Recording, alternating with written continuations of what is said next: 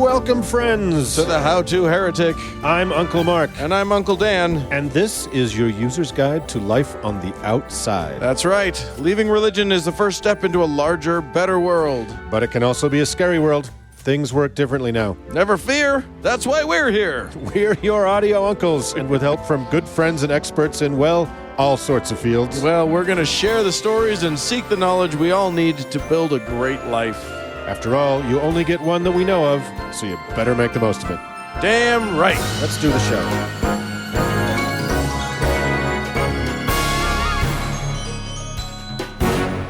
Well, Uncle Dan? Yes, sir. We have a pretty great show this week, I have to say. Yeah, we got a whole show for you. Yeah, we're going to talk about a Bible story that is very familiar to many of us, but is dumber even than most. Yeah. We'll skip the part that everybody knows and get to the part that everybody should just dismiss entirely. Yeah, with the most of the rest of it. Yeah, and then Uncle Doug joins us to bury a very, very old god. Yes, a god whose name shall not be spoken. Because it can't be pronounced. Because how the hell do you say it? It's impossible. And then we have a very special guest in Dr. Christopher Stroop. Yeah. Who's going to talk to us about the fun of being an evangelical and then not being an evangelical. Yeah, he's gone through the process of getting out and wants to make sure everybody else has a good time with it. That's right. Let's do the show.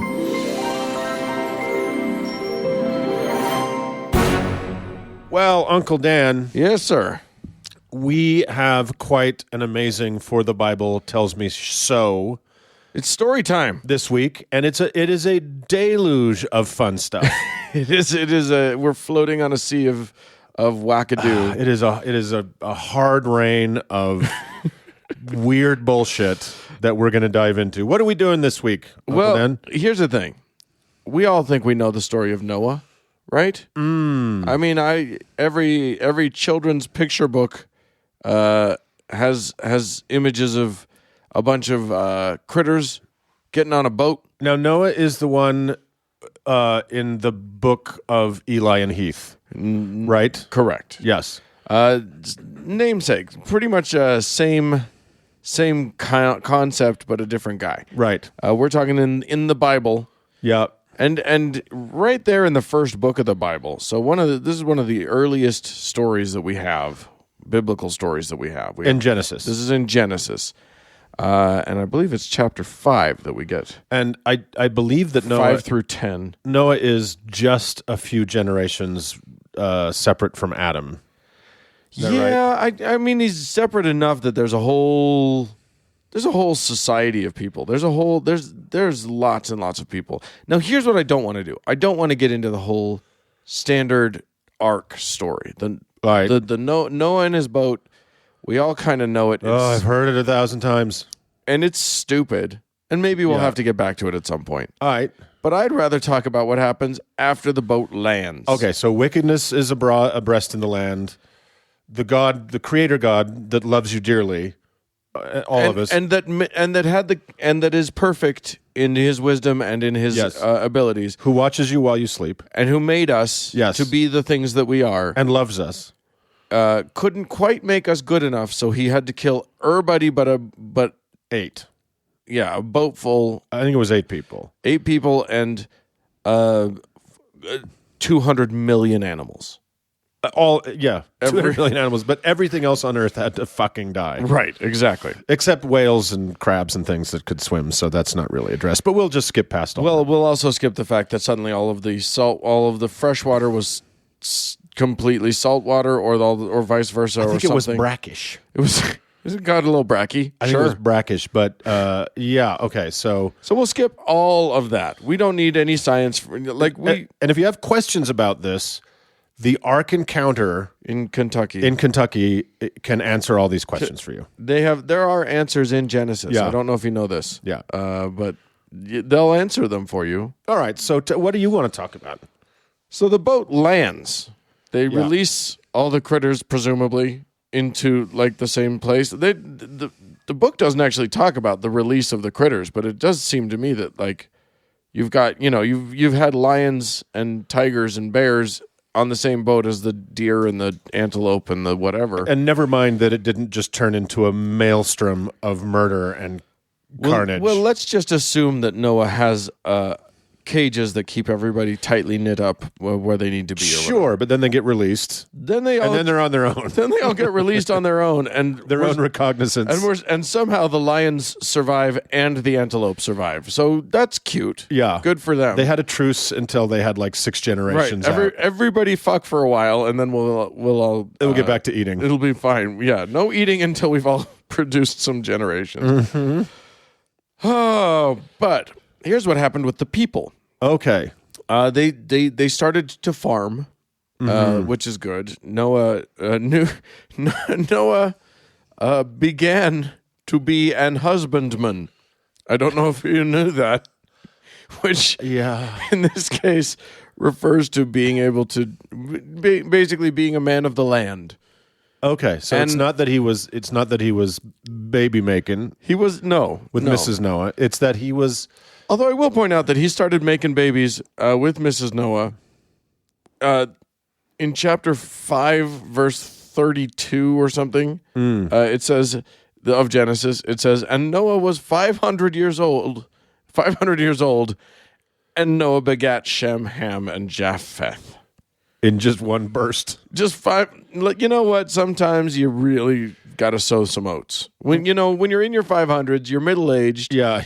You're starting to really think about legacy. You want a legacy. You want a legacy. You've had 450 good years of bachelorhood. You get a boat and you have some kids. Yeah. That. I mean, it's a story as old as time. It's literally a story as old as time.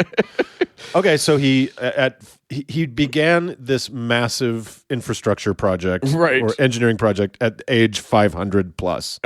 So we know he's well over 500 at this point, right? And he planted a vineyard. So this is upon alighting on Mount Ararat or wherever, right?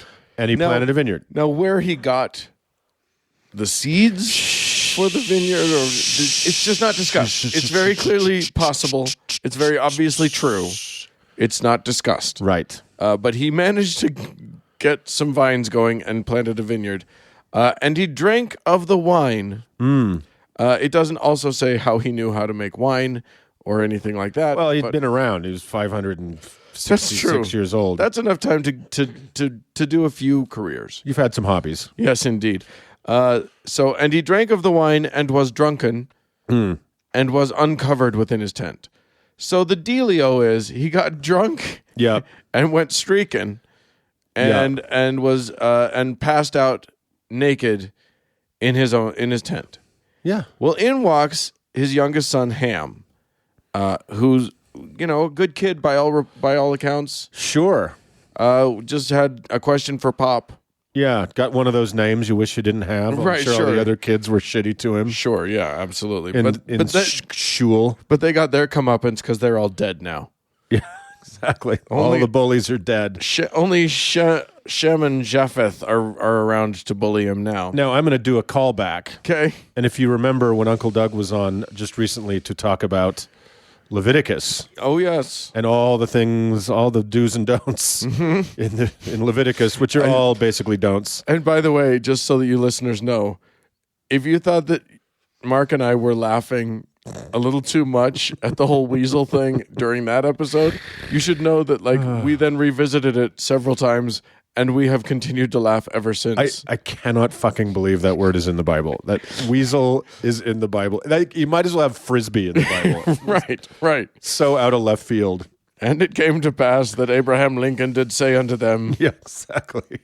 It's weird. And also, by the way... do not shoot your bottle rockets on the Sabbath. So anyway... for they shall ding up your jalopy. By the way, we are going to make it a Patreon goal that if we get enough patrons, we are going to eat an owl. This will happen. Oh, fuck, really? Where do we get an owl? I don't know. We'll figure it out. Who out there has an owl? Aren't they endangered? Some of them. Surely not every species of owl. We got to act fast. Yeah, we got to figure out which is it. I mean, maybe we get a greater owl. Maybe we get a lesser owl. Or just... You never know. A standard owl. So, if you recall... before this digression began, right, that something Uncle Doug made very clear from Leviticus is the pages of prohibitions on naked family members and how you must not ever see them. Don't ever see a family member naked. So in comes Ham. Yeah. Sees his dad passed out. Like, by the way, ham, something also forbidden in Leviticus. correct. We have to forbid Layers of meaning. Right. Yeah. Right. Yeah. Ham sees Papa naked. Now, if Ham had been smart, Yeah. clearly, he would have never told anybody about this and just gone and shot himself in the face. Because this shot himself in the face with his frisbee. Because the penalty for seeing your family members naked is death. According to Leviticus. According to Leviticus. Now, he manages to escape Which hasn't been written yet Which hasn't been written yet. at this point in the narrative. So far, I guess before this, probably there is no prohibition really on seeing your family members naked. Or owls. Or owl, Yeah. whatever. On the ark, who knows what you eat? Probably an owl. I think they ate a lot of things that they prefer not to talk about. Weasels? Yeah. There's some species that no longer exist. Right. Anywho, he sees his pop naked and he runs off and he tells his bros, hey, fellas, Dad is Naked and drunk. drunk and passed out naked in the tent. Yeah. Well, the boys go, the older brothers, they grab a blanket and because they're good boys and didn't want to see their dad naked, they back, and nobody really wants to see their dad. I don't want to see anybody's naked. dad. Well, You want to see some dads naked. yeah, okay. We're going to talk about this another time. Yes, indeed. Yeah. Let's move on. Yeah. So they back into the tent Yeah. with the blanket and cover him so that they don't see him naked, Right. which was clever. Right. That's a clever. To me, the solution is leave him the fuck alone. But they didn't want him to freeze or whatever. Right. I guess. And they didn't want anybody else to see him since, of course, there were all the no other people. Right. Yeah. They protected all of the. There were all the wives. Yes, without names, I think. Yeah, I mean, why would you have a name? Yeah. It's not meaningful. So the brothers go in, they back into to the thing with the garment, the blanket or whatever, and they cover the nakedness of their father. Cover his junk. And their faces were backward, according to the King James, which to me means they're looking at their brains, but that's I don't think that's Either that or they're like haddocks or cod. And saw not their father's nakedness. Like that one son of Clive and Bundy. Oh God. Yeah. You don't want to know. He's a fish that lives on the bottom. They all are a little bit. They're swimming. They're swimming against certain tides, if you know what we're saying. And Noah awoke from his wine, and knew what his younger son had done unto him. Now this is a little bit of a bafflement to me because he kind of did this to his younger son. Yeah. You know what I mean? Like, And didn't Ham see him when he was passed out? yeah. So how the fuck does he know what's... I feel like the brothers ratted him out. This is where it should say that Ham drew a dick on his face. And it came to pass Yeah. that Ham did mark him Yes. with phallus. With the enhusbanding. Right. Yes, he wrote the word husbandman on his head. And Noah. This narrative's not holding up, Dan. Here's what's amazing. This needs to go back for an edit. Noah says, "Cursed be Canaan, a servant of servants shall he be unto his brethren," meaning that now Ham is the father. So I'll point out to you that Ham and his brothers Shem and Japheth. Yeah. Japheth. I mean, if Noah wasn't drunk when he named Japheth, I don't know what happened. I think Noah had a problem, and he just... It's just Shem. Your name is Shem, and you're Japheth, and you're just a piece of ham. I'm naked. And he pulls his pants down. Look at this. You're fired. I'm killing everybody. And that's so. So these are the fathers of all of us, Of all the races. by this narrative, because everybody else had gotten went and got themselves deed. The entire earth is dead except for these people. So Ham is cursed to go and be the father of Canaan, which is presumed to be the daddy of all of the brown and black folk Right. that ever were and that will ever be.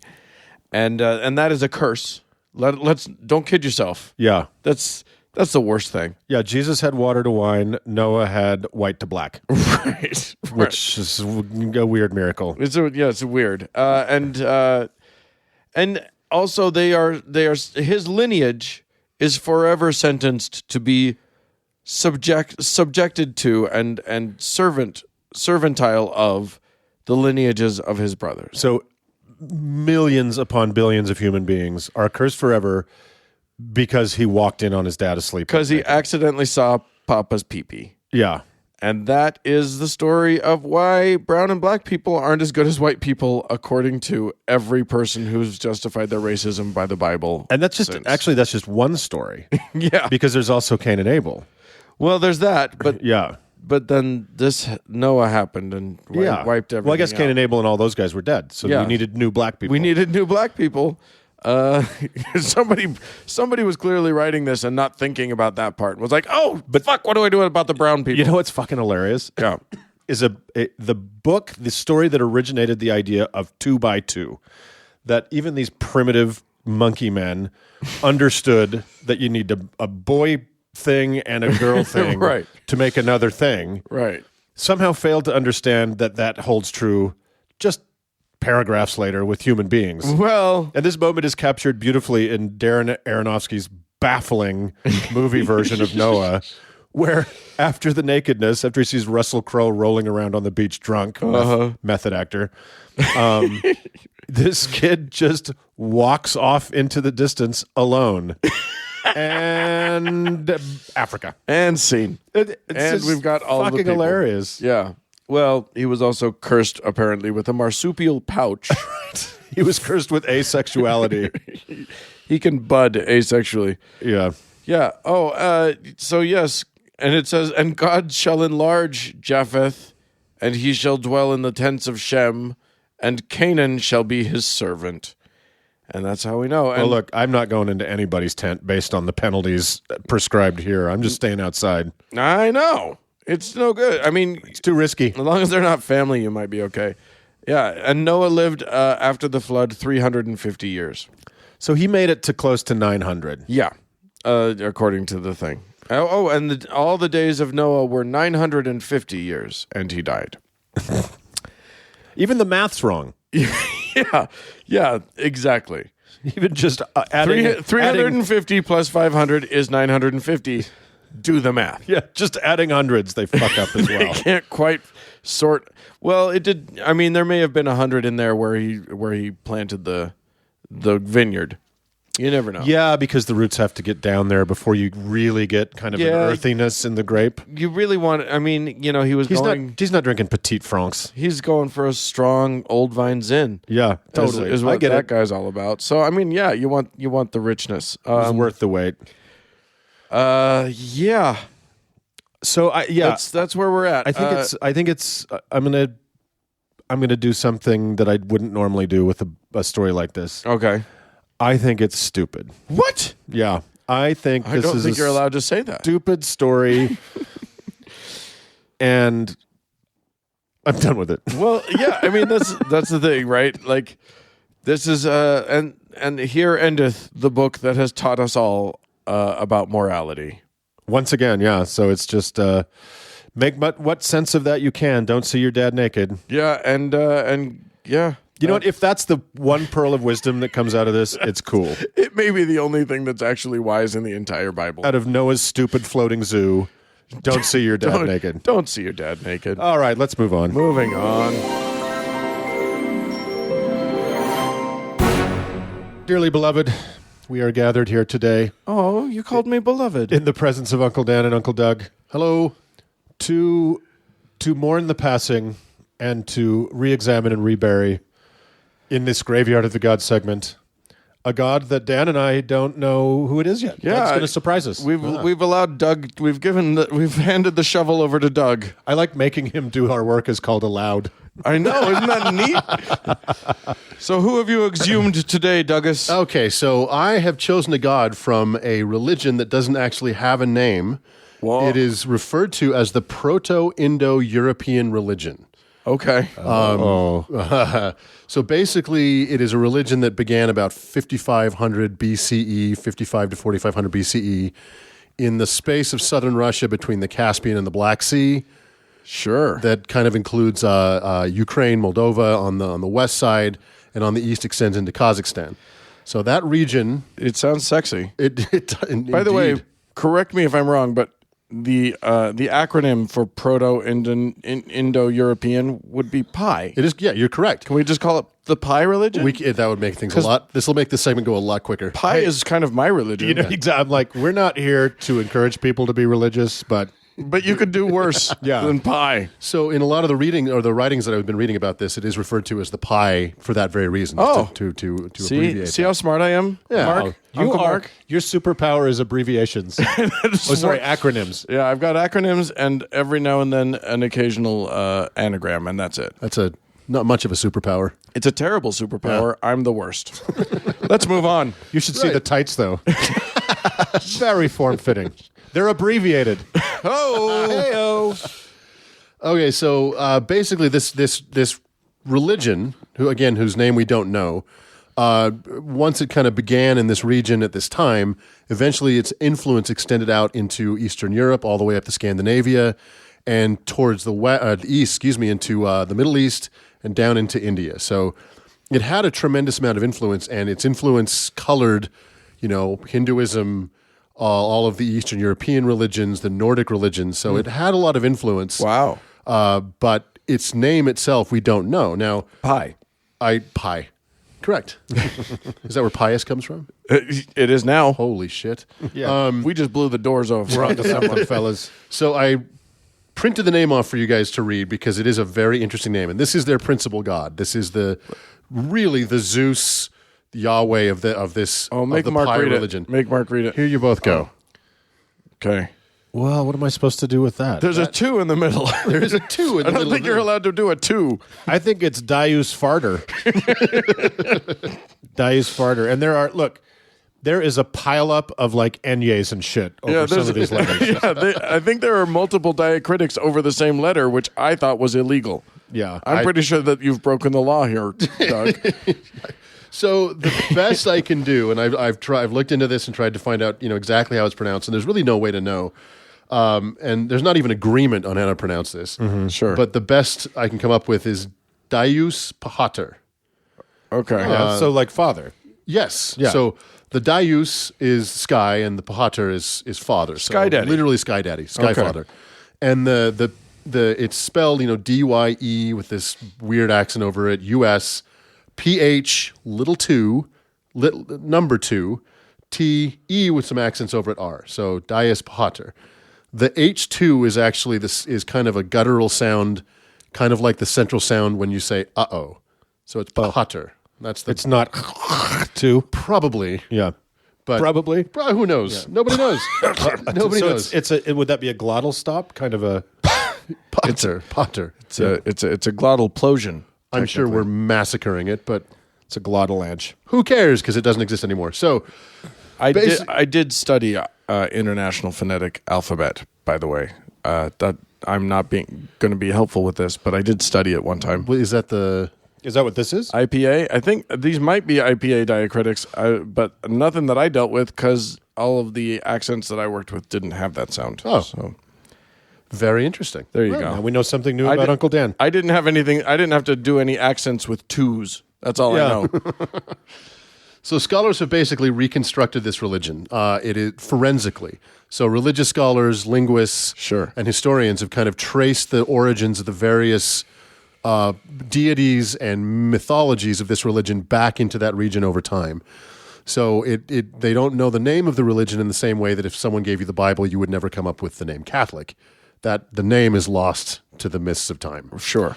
So the mythology primarily has been reconstructed from Vedic, which is ancient Hindu, Roman and Norse mythology. Sure. But they also found traces of it in Baltic, Celtic, Greek, Slavic, and Hittite traditions. So it kind of bridged the gap geographically to what we call the East and what we call the West, And as it bled out into those regions, it infected religions that otherwise don't have a lot to do with each other. Yeah, when you got a good idea, it goes viral. That's right. It's a viral religion. Yeah. Very It's good. it's a meme. Yeah. It's a meme So with a 2 in it.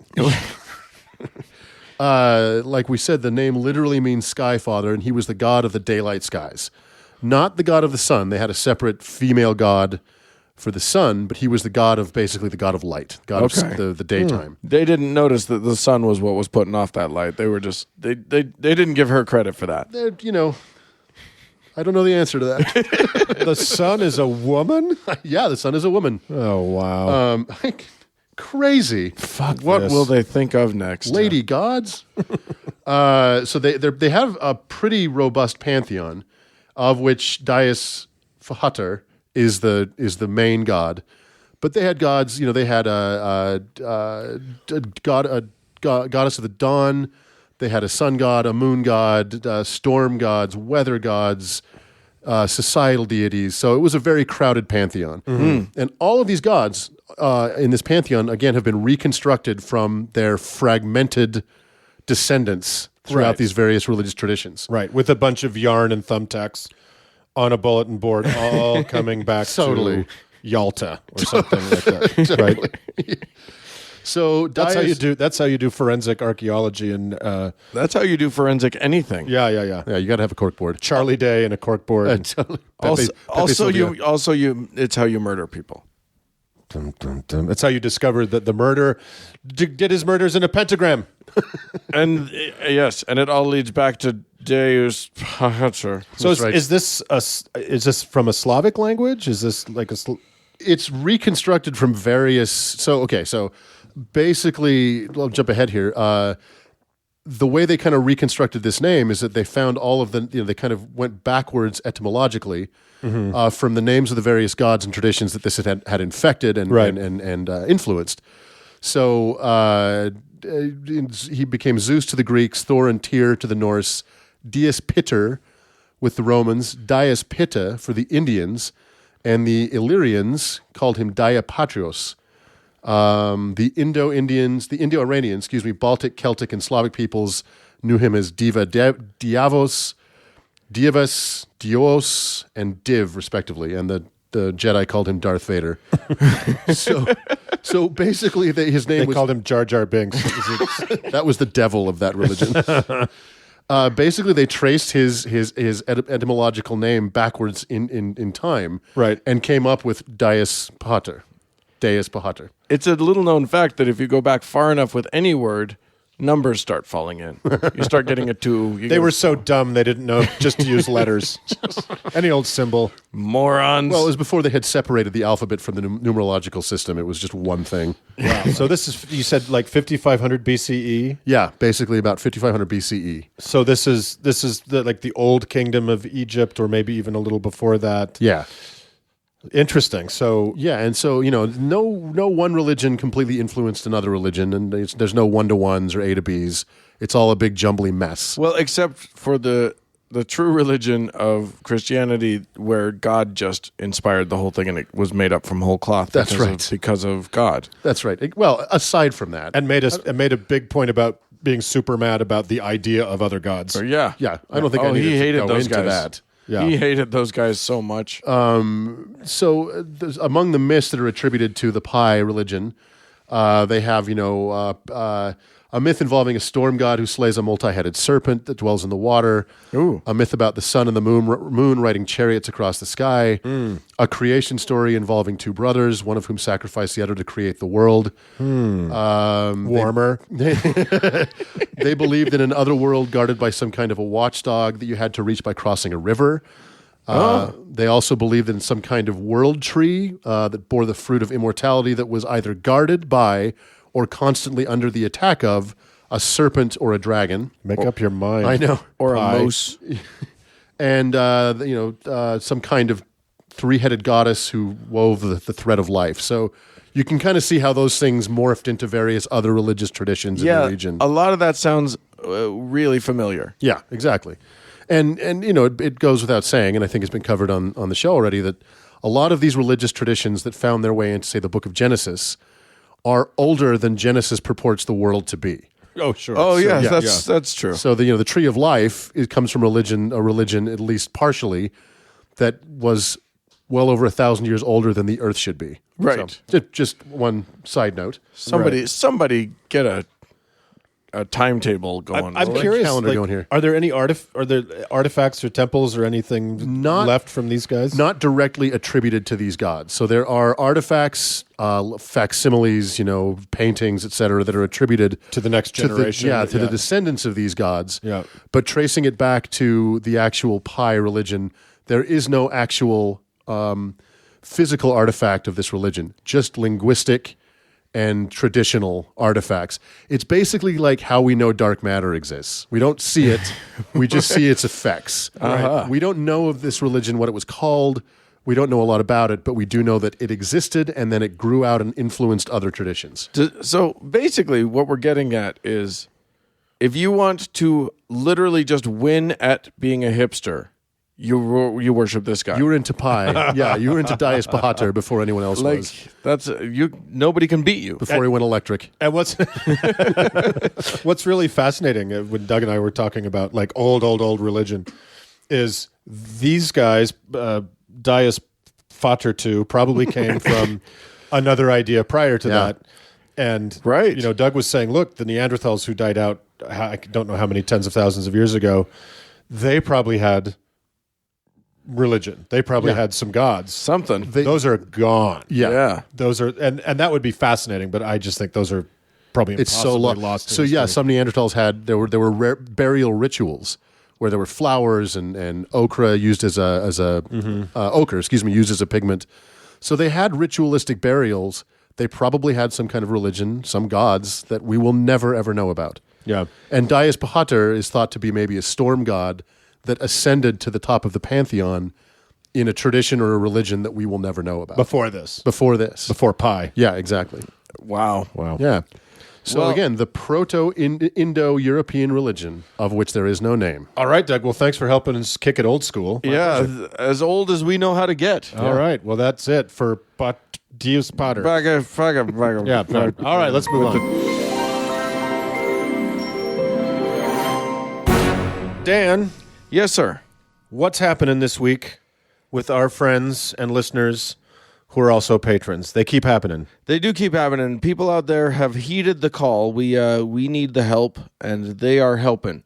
So people go to our webpage to howtoheretic.com, and they click on the patron button, Yep. and they become patrons of the show. They give a little bit of cash Yep. and keep us clicking. A little dosh in the kitty. It's the only thing that's going to work. Yeah. So we're very, very grateful. You and I are only money motivated. That is the only thing that keeps us doing this. We're whores for atheism. Indeed, we are. Yeah. So we have some folks to thank. I wanted to thank Greg. The whole thing says Greg something clear prop freelance iOS developer. So good for you. That's a beautiful. Is that Dutch? That's a beautiful. Yes, last I name. think that is. Yeah. RJ is thanks to Torsten of prosperitykarma.org. That sounds Right on, Torsten. like a thing. Jeffrey, Leslie, and I think you have somebody you need to thank. Well, this week, Dan, Yes. we have another patron who has come in at the highest level of donation. I mean, it's not the highest. It's not the highest level possible. No, there isn't a highest level possible. It's infinite. Yes, you can go as high as you can go. All the monies. But this week at our $10 a week patronage level, we definitely have someone to thank. And that person is Phobos 2390. What a great person. Also Dutch, I think. I think that was going to be my name actually as well. But then my parents went a different direction. It's a very traditional name. So, Indeed. so Phobos 2390. This week, your patronage has earned you your own customized heaven. You get your own individual just for you. Nobody else gets to go there. Heaven. Well, there's going to be some other people there, but we'll get to that. Okay. So, this heaven, Phobos 2390, is called Valhalla at your boy. So, Phobos 2390 has earned a seat at a broad feast table of one of humanity's most heroic, if noisome, paradises. For Valhalla at your boy is a grand hall of endless repast, an eternal banquet that celebrates the bravery and daring do of Phobos 2390 and the sacrifices he made in the service of the how-to heretic, and all the other souls in need he championed in a life well lived. His name will blaze across the northern skies like Valkyries consumed in the flames of Ragnarok in one last dash of suicidal heroism in pursuit of a cause with no hope of success, but worth the blood of 10,000 heroes. You, Phobos 2390, will sit at the right hand of an Odin-ish character. You will never see the dull shine of an empty plate, and your chalice of the sweetest, impossibly high-octane mead will gush with overfullness without end. You have earned this sumptuous eternity, Phobos 2390. Yes, indeed. And indeed, your name will be sung by choruses of warriors until the weighty roof beams of the hall quake with rhyme. Well, not so much choruses, but a sort of one-on-one performance aimed just at you, dear Phobos 2390. You see, Phobos 2390, with the Earth now nearly 6,000 years old, and almost, 200, 300 generations since Adam, Something like that. all the heavens are getting a little cramped. Yeah. Even yours. Real estate is getting a little nuts, and standards of entry, once reserved for only the elect, like you, dear Phobos 2390, have been loosened to accommodate the immigrants. So in addition to your secured place in this eternal feast of champions, Valhalla at your boy, is also the great beyond for every white, North American, yes, sadly that includes Canada, aspiring rapper who, despite some pretty serious effort and massive rations of mom and dad's money and obvious disappointment, never got past the demo tape level of success. Oh, shit. Look, fucking Phobos 2390, the world is more crowded and we all have to wait in longer lines and deal with more goddamn people at the DMV and the Cheesecake Factory. So you have to deal too. Wow. Sorry, where was I?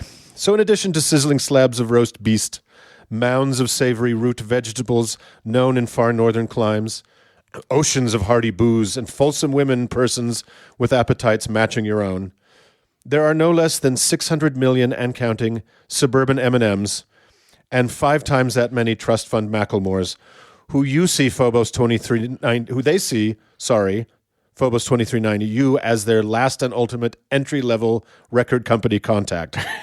Your every waking minute, which are infinite, will be consumed with the likes of hearing Lil Nine Iron's anthemic rendition of Why BMW Brentwood Say I Need an Appointment, or White Chocolate's Summer Smash Ain't No Love at the Country Club, and of course G. Gordon Hizzy's brooding, meditative, if capital gains are taxed at the same level as labor, what incentive is there for the producers of wealth not to commit punitive mass suicide and punish the moochers, yo? The beat on that one is sick. So when that drops... Oh, my God. Look, Phobos 2390, I'm not saying it's not going to be taxing.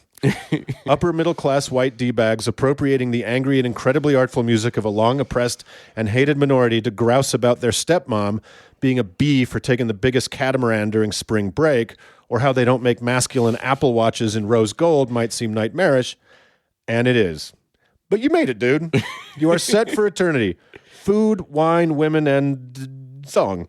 Just put your horn helmet on sideways, pull your goatskin leggings down below your heroic butt parts, and get ready for white privilege's most epic and discordant forever bottle service. And this hip-hop, hellacious hero's hideaway is yours forever, Phobos 2390, a paradise from whence there is no return and no escape. Forever. Yo, yo, yo. Waka waka wee. Moving on. Yikes. Well, Uncle Dan, Yes, sir. we have a very special guest for an interview on our show today. Another one? Yeah, People keep coming on this show. It seems weird. we've had more guests than we have listeners, I think. So. Well, today we're very lucky to have an ex-evangelical by the name of Dr. Christopher Stroop, who is among other smarty pants things, has a PhD in modern Russian history. Apparently went to Stanford and lived in Russia for a while. So, Well, that's fancy. Hi, Chris. How are you? Hi guys, I'm all right. Thanks. How are you? good. Good. Hey, thanks for coming on the show. We appreciate it.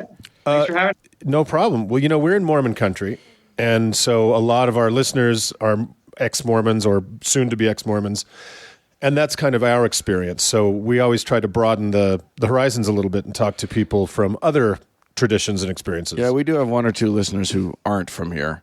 Yeah. So All over the world, actually. Just to brag a little bit. I think in like 60 countries now. It's pretty cool. And I enjoy, for my part, discussing ex-fundamentalist experience with people from different backgrounds. Yeah. Focus a lot on my own evangelical background. It's been very meaningful to connect with people from a variety of backgrounds, including Catholicism, ex-Orthodox Jews, ex-Mormons, and so forth. One of my favorite Twitter followers is an ex-Muslim. Oh, nice. So, speaking of your background, why don't you talk a little bit about that? Sure. Well, I was born in northern Indiana, tiny little town where many people farmed as well as did some kind of work in the town. But I grew up mostly in a north suburb of Indianapolis. And in those early years, my family attended a missionary church up there in northern Indiana, where I was infamous for trying to escape from the nursery. I was occasionally successful. Once I army crawled all the way up under all the pews to the front row where my parents were sitting after I escaped the child care people. Well, is that foreshadowing of things to come, maybe? Now, yeah, they should have known. Is narratives out of our experience. Yeah. So, maybe. I went to Christian school for first grade through half of sixth grade when we moved from Fishers, Indiana to Colorado Springs, Colorado. And then a hotbed of evangelicalism. Yeah, Colorado Springs. The horrible evangelical dystopia that it is now. I mean, this was 1993. Oh, okay. Focus on the Family had just moved its headquarters there. Ted Haggard was, going around to various neighborhoods with his Pentecostal friends and praying against witches, and all of that stuff was going on. Sounds like a great time. At the time, but Focus on the Family was big in our world, and we had a then high-ranking Focus executive, Kurt Leander, as a member of our church, which I remember my dad being excited about. Like, that was something that you would bring up and talk about and brag about. Right. And now he kind of claims that, no, he was never that excited about Focus on the Family. And I love my dad. I think his memory has colored that a bit because he really, is a very humane person, and he listens to me. So he was the music pastor at the. It was also a missionary church at that time. This was after, though, we had attended Baptist and Wesleyan churches in Indiana, and then we were in an independent Christian church where he was the music minister. He'd been a marching band director at a high school and a freelance music and sound engineering recording guy before that. So he got into ministry, and we got this call in, I guess, 1992 from this pastor who founded this community church in the Rockies as a church plant in Colorado Springs. And he wanted my dad to be the music pastor. And Dad wanted to kind of get out of the stodginess of the independent Christian church that we were in at that time. He wanted a little more creative freedom. So he kind of liked the idea, but he also didn't want to just uproot his family and move them to Colorado Springs on a whim. So Pastor Ron Clarkson played the ultimate trump card, of course. He asked him to pray about it. When you ask someone to pray about something that they initially are very hesitant to do, but deep down they kind of want to do, it always magically somehow turns out to be God's will. What? That seems like a very cynical approach to life. Yeah. And also real. And so you found yourself in Colorado Springs. Yeah, in middle school. Yeah. And I wanted to stay in the public school after the second half of sixth grade that I spent there. But my parents wouldn't let me. And my mom is a Christian school teacher. She taught at Colorado Springs Christian School. And as a general rule, these radical right-wing Christian schools expect the children of teachers to attend the Christian schools. Sure. So, I mean, it's pretty much you don't have a choice. The parents don't really have a choice either, unless you get yourself expelled or something. So you were then an evangelical Christian. Were you a believer at the time? Were you a deep believer? Tell me about how you approached the faith that you were brought up in. Yeah, I was very intensely religious. I tried to do everything right. Other than that, escaping the nursery thing, I mean, generally I was a very obedient kid. And after we got back we moved back to Indianapolis, to the Indianapolis area in 1996 or 1995. And Dad continued to be a music pastor in the missionary church, and a new church plant. That one failed. We left Colorado Springs because Pastor Ron Clarkson got on one of those pastoral power trips and threatened his job security and the job security of the youth pastor for arbitrary reasons, wouldn't submit to an elder board, and the usual kind of stuff. Wait, you're saying that there's some sort of power trip involved in being the head pastor of a congregation? I feel like that's an ugly accusation that somebody would abuse that power, but we'll allow it. We'll allow it for now, but you're on thin ice, mister. Yeah, it's pretty darn systemic, I'm afraid. The few bad apples notion is just not going to stand at the end of the day. Right. Yeah. So yeah, we were back there. That church plant failed. There was more bad blood, but I was very, very serious in trying to reconcile faith and reason. So in high school, I started having some questions and doubts, and this was very concerning to me. I didn't want to rock the boat at all. I wanted all of this to be true. I didn't want to lose meaning in my life. I didn't want to alienate my family. And I've told this story before, so I'll kind of abbreviate it, I guess. But after I read through the entire Bible for the first time, like straight through, I'd read it. Oh, that's your first problem right first there. Mistake, right? You don't ever do that. Yeah. In these evangelical communities, right-wing evangelical communities, quiet times, devotions, they're very, strongly encouraged, highly valued. So generally people read the Bible every day, and there are various programs for reading the entire Bible through in a year that you can follow, or you can just kind of do it on your own.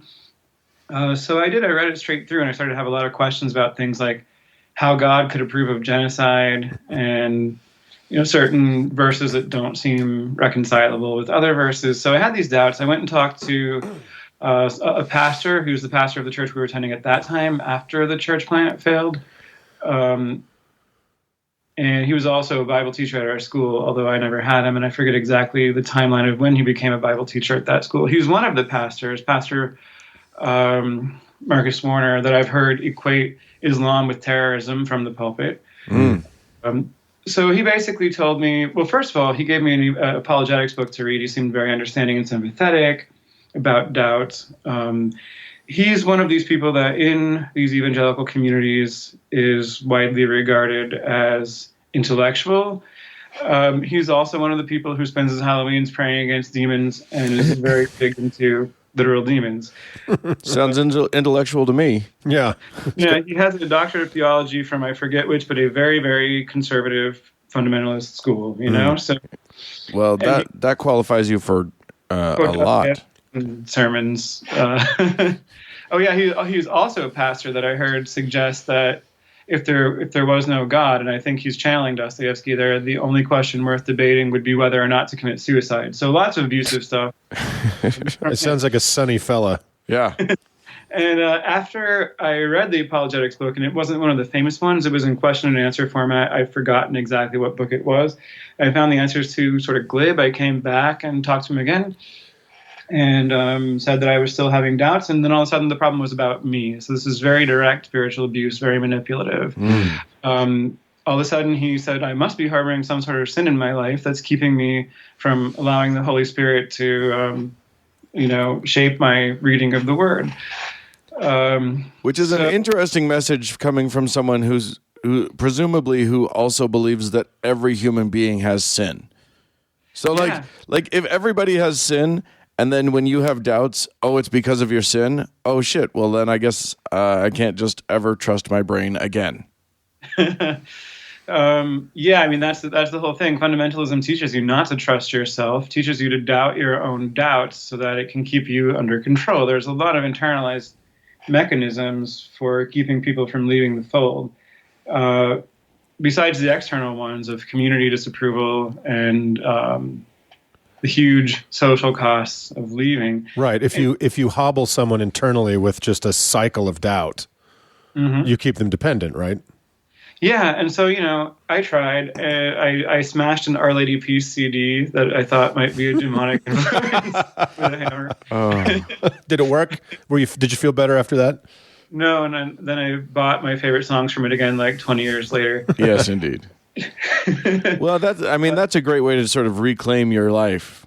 Go back and buy the CDs that you smashed, That you or the burned at a mass church rally, right? Go read the books that you Never did burned. do one of those burnings, but Right. I know people who have. Oh God.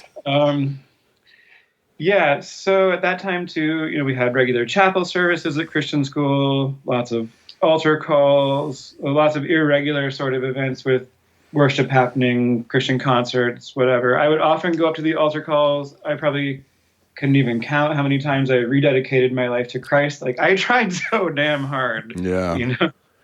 to stay in the fold. In fairness to Marcus Warner, he did also teach me about the doctrine of annihilation, which is mildly more humane than eternal conscious torment, but not humane enough. And he wasn't sure of it anyway. So I still had a ridiculous amount of anxiety. I mean, in high school and then a little bit later in college as well, I also sometimes wondered if I had committed the unpardonable sin. One week I was convinced that I had a palpable lump of anxiety in my chest for the entire week. It was because I had masturbated and God. I had promised God I was going to stop doing that. Oh. Wow. So masturbation was the well, I guess at breaking a promise. Is that what was the unpardonable sin? Promise to God. It wasn't that I thought that masturbation itself was the unpardonable sin, but at that time I thought it was a sin. And I was reading Romans in high school and not able to read it in a not Calvinist way, but also thinking that Calvinism deprived life of all meaning and could only be implemented by a very sadistic God. Didn't like the whole predestination thing. So sometimes I just wondered if I was simply among the reprobate, not among the elect, and I was going to go to hell no matter what. I mean, extreme anxiety-inducing religion. It didn't help that our high school chemistry, physiology, AP biology, and AP chemistry teacher was a sort of apocalyptic mystic who would sometimes waste half that class time on rambling devotions. He called them thoughts. This was the AP science teacher? Predicted the rapture every year, or probably this fall around Yom Kippur, because it's the year of Noah, and haven't you heard that they're genetically engineering red heifers? Oh, fuck. Wow. That is a mind fuck. Isn't that great? Like, That's some good stuff right so there. this was the AP science teacher, and that is so. How do you reconcile that gobbledygook with an education in science? It's so baffling to me. He knew the stuff at a level that a high school science teacher needed to know it. Yeah. We even did labs in AP biology. I had him for chemistry and AP biology. And in AP bio, we even did a lab with recombinant DNA where we tried to make bacteria that would glow under a black light and that sort of thing. But when it came to the evolution chapters, because AP classes, to actually have those classes, you have to use a regular college textbook. You can't use a Becca or something. Right. So we had a secular college textbook, introductory biology college textbook, and he would not teach us the evolution chapters, though. He said, go read them on your own and regurgitate them for the exam. Oh, wow.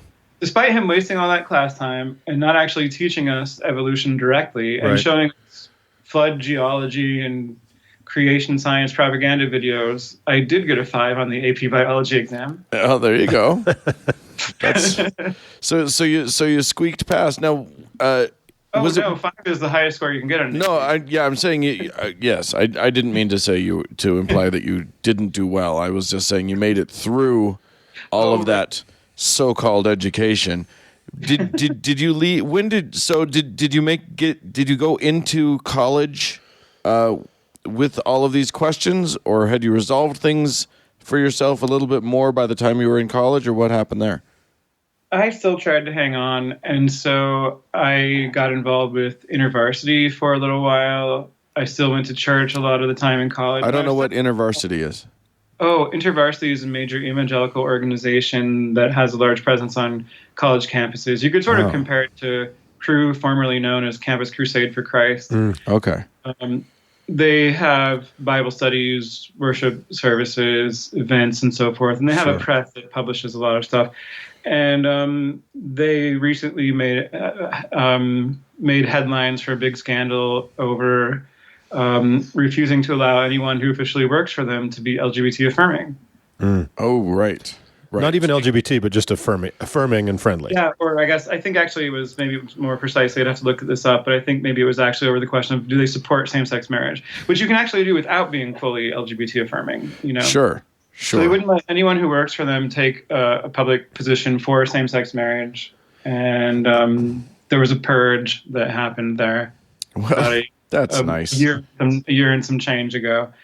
Wow. Yeah, so I tried to be involved with them for a while. I really had to admit the severity of my doubts, though, by the time I did my junior year abroad. I studied in Germany and England, and I was really deconstructing quite a bit. But I wasn't ready to admit it, really, to very many people. I mean, I sort of knew that I wasn't an evangelical after that, but I hardly told that to anyone, and I tried to be a Christian in some sense, and I tried to hold on to certain evangelical beliefs anyway, and reconcile them with evolution and things like that. But I wavered for a long time. I didn't want to rock the boat with my family. I didn't want to deal with the huge social fallout. Plus, I had a lot of existential fear and anxiety still. And I think it was probably only around when I was 24 or so and starting grad school that I definitively decided I didn't believe in hell. But then it was another decade or so that I would still regularly feel a visceral fear of hell. So it could take a very long time. And if there had been some kind of ex-evangelical community that I could have connected with in my early to mid-20s, I think it would have helped. Right. Yeah, I mean, I understand that completely. I guess it's kind of the impetus for us to have this show, if nothing else, just to provide people with the knowledge that they're not alone and maybe get some community going in the world. Yeah, that hell is very hard for people to unwind. I think that the fear of hell, the fear of the devil, that programming is really complex and insidious. Mm-hmm. Yeah, absolutely. Well, and it seems to play on some very deep-seated, like primal parts of our psychology. So it gets down into the deepest part of our who we are. Mm-hmm. Yeah, it terrorizes people. Really, I think fundamentally, it's just it's terror, right? Fundamentally, no pun intended, but fundamentalism is fear-based. Right. My shorthand definition for fundamentalism is a misdirected response to trauma perpetuated generationally and communally. Wow. Yeah. So you did eventually get out of the church, and the reason we know about you is because you're a bit of a crusader. You're out there in the world doing stuff. That's an ugly word. Well, I mean, to my knowledge, you're not burning anyone at the stake, are you? Not so far. Okay, that's good.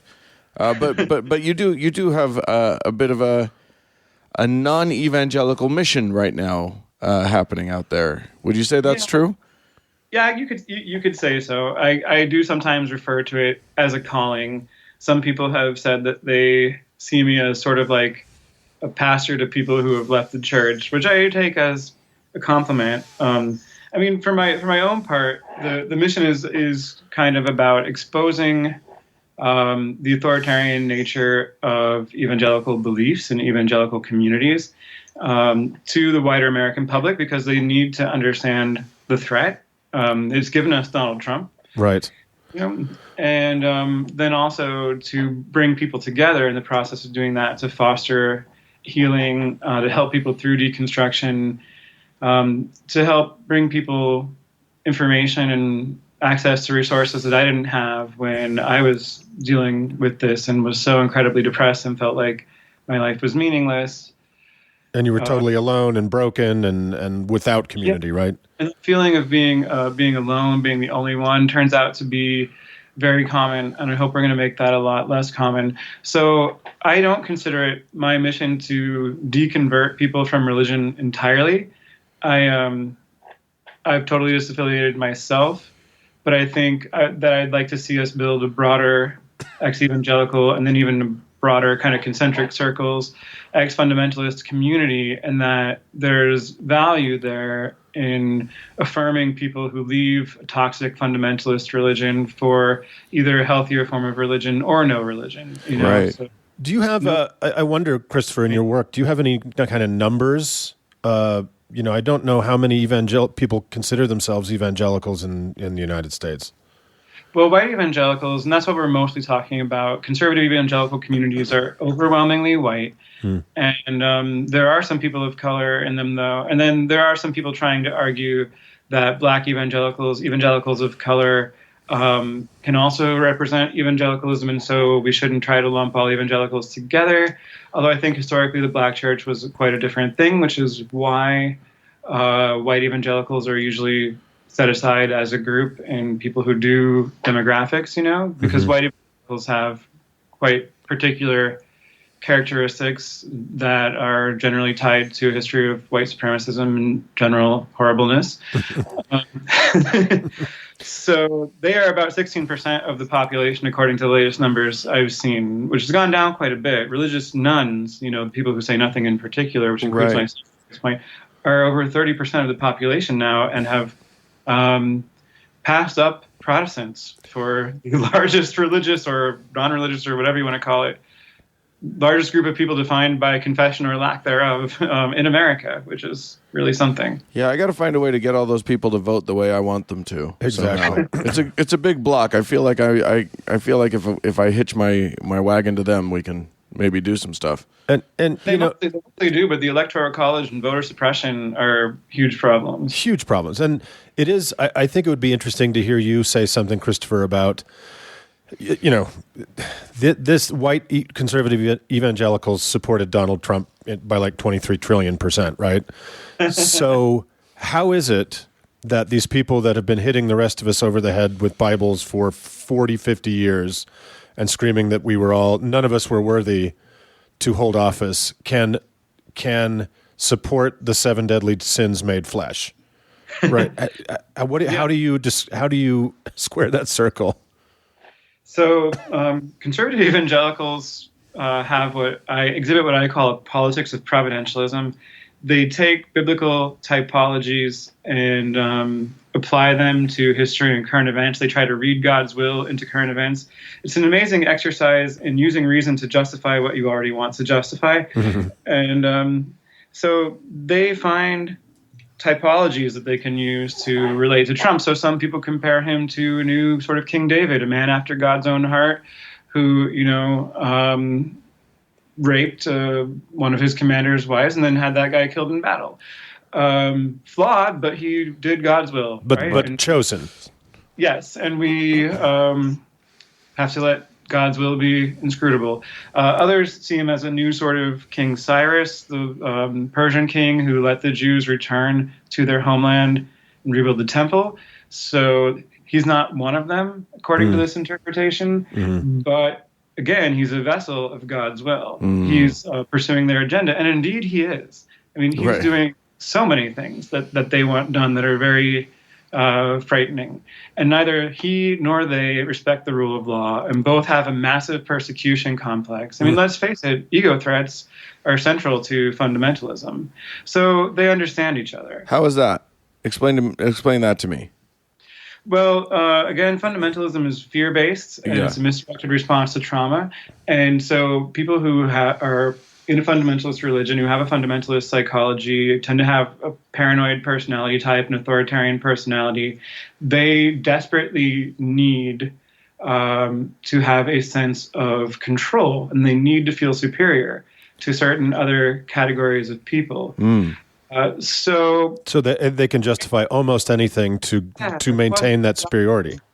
Yeah, they absolutely will not accept any sort of challenges to the possibility that they could not be right about some of their agenda. They don't accept pluralism. I mean, I was raised with the idea that anyone who's not a Christian but exhibits morality somehow has that in a kind of residual way from our Christian heritage or something. But only Christians can really be moral.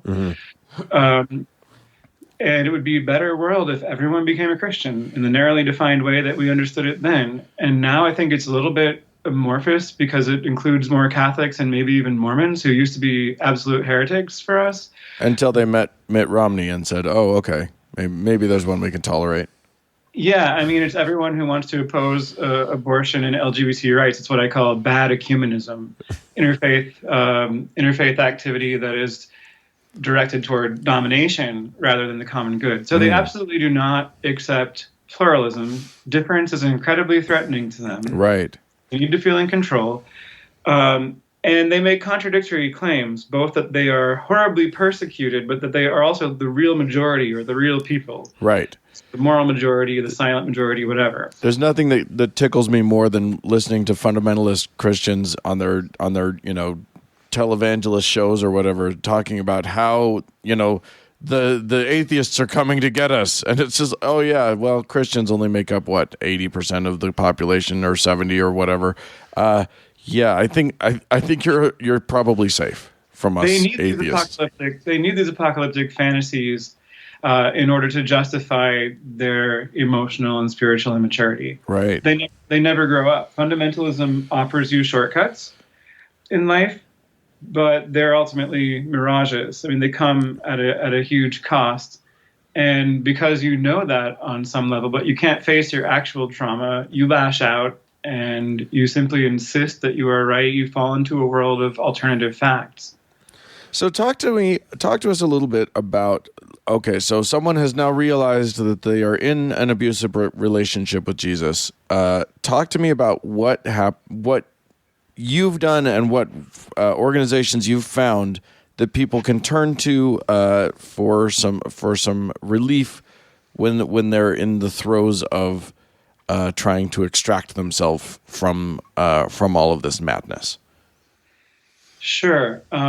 So now there really are a lot of blogs and podcasts out there. One of my favorite blogs is by the anonymous blogger Libby Ann called Lovejoy Feminism. It's on Pathos. Mm-hmm. Franklin Graham is on there. For deconstructing from evangelicalism, I really like Blake Chastain's podcast, Ex-Evangelical. I heard you on that. Yeah. There are a number of good ones, though, and I've been on a few of them. I try to blog in an analytical way that helps people through their own deconstruction and also helps explain how authoritarian religious ideology works to a wider audience. And these hashtag campaigns that people are using also help to bring people together. And then we have a Facebook group called Ex-Evangelical, which was originally for people who supported the podcast Ex-Evangelical on Facebook or on Patreon, at least $1 a month. But it's been opened up now to anyone from that background who wants to join the group. Mm-hmm. And it's over 1,200 people, very active, climbing fast. On my website, where I have my blog called Not Your Mission Field, it's at Stroop.com. There's a resources page. I've got some resources there, too, that people might point people who are still inside evangelical thinking to, but trying to get out of abusive situations. There are organizations like the Wartburg Watch and Ashley Easter's Courage Conference that call out spiritual abuse in Christian contexts. And then talk a little bit, if you don't mind, about your hashtag Empty the Pews. Yeah, you mentioned the hashtag thing. Talk to us about how that came about and what you're doing with it. Sure. So I'd come up with a couple of hashtags before that had helped bring ex-evangelicals together and expose the abuses in evangelicalism, including Christian alt-facts and You Don't Know Evangelicals. But Empty the Pews went viral in a way that those other hashtags did not, even though they did trend at certain times and get some attention. Empty the Pews has gotten much more media attention and much more play, and it has become a kind of go-to protest hashtag. People use it to tell their stories, but they also use it simply in replies to toxic people like Brian Fisher, or Franklin Graham, or Jerry Falwell, or Robert Jeffress.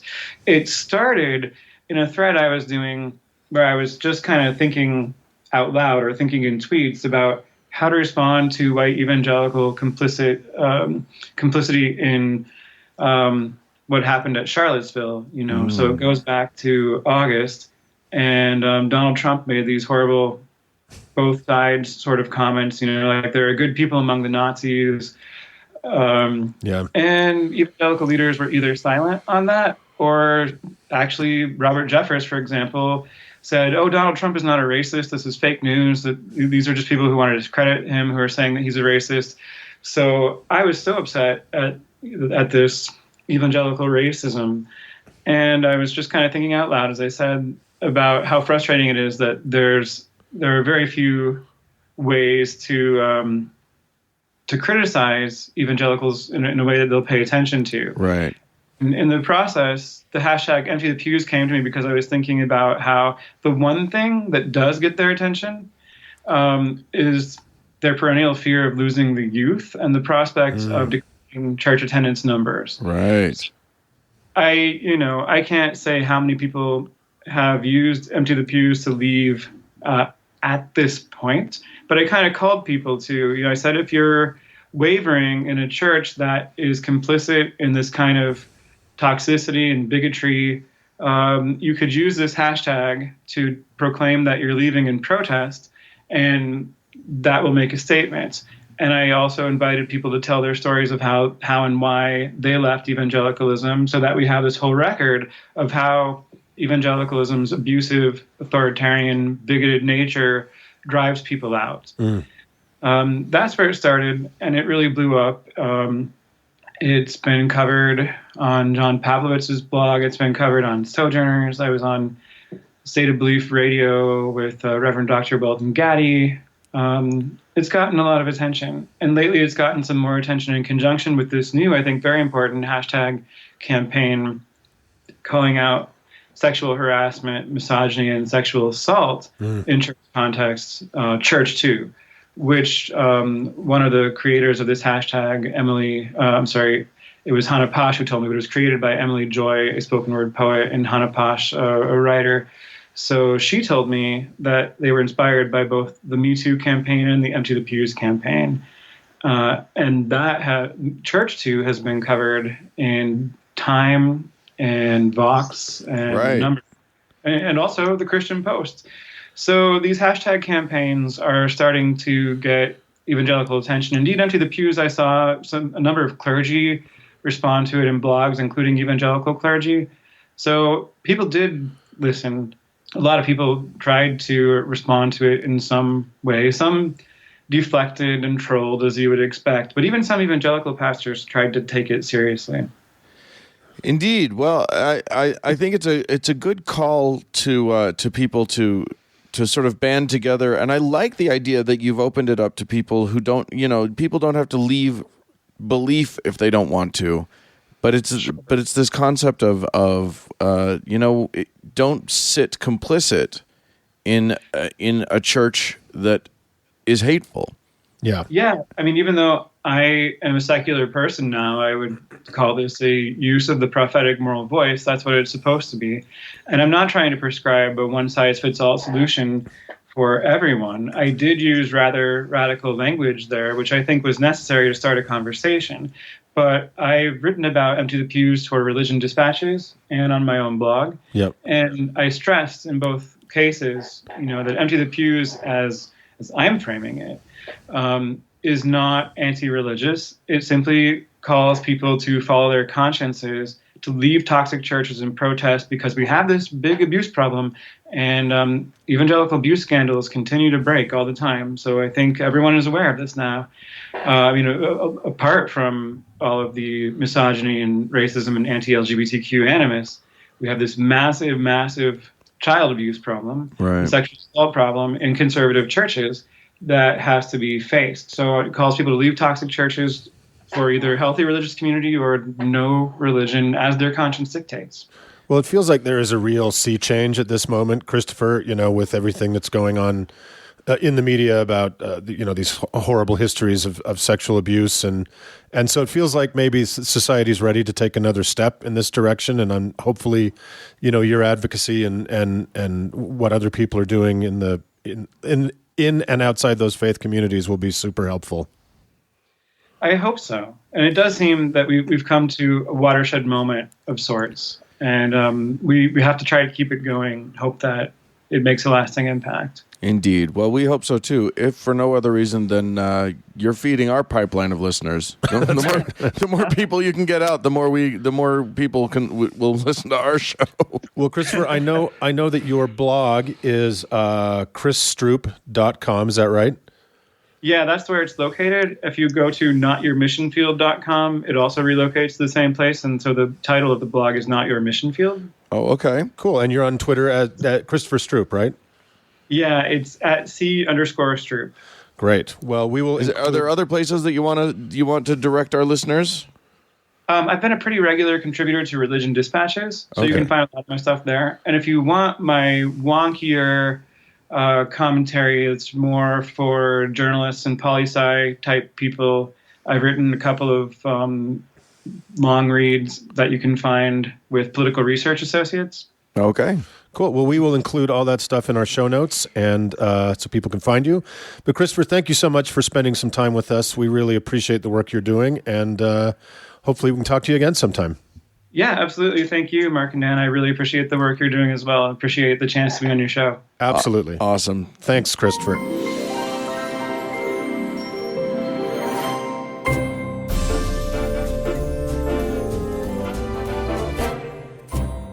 Well, friends, that's it for this week's show. Hey, we'd love to hear from you. Send us an email if you'd like to, howto@howtoheretic.com. Or leave us a voicemail at 903-88-HOW-TO, which is 903-884-6986. Yeah, thanks again to our patrons. If you want to join their ranks and be one of the sustaining and supporting members of our troops, go to howtoheretic.com and click on the Patreon button, and you can do so. We so appreciate it. But if you can't do that, please go to your iTunes, your Stitcher, wherever you're going, and give us a nice 5-star rating and then maybe write a little review. Yeah, That'd and be that nice. actually really helps us kind of get the word out and spread the good news to more people further and wider. Yes, indeed. So we'd like to thank Cody Layton for editing the show. Yes, and thank you, dear friends, for tuning in. It really means a lot. Bye, friends.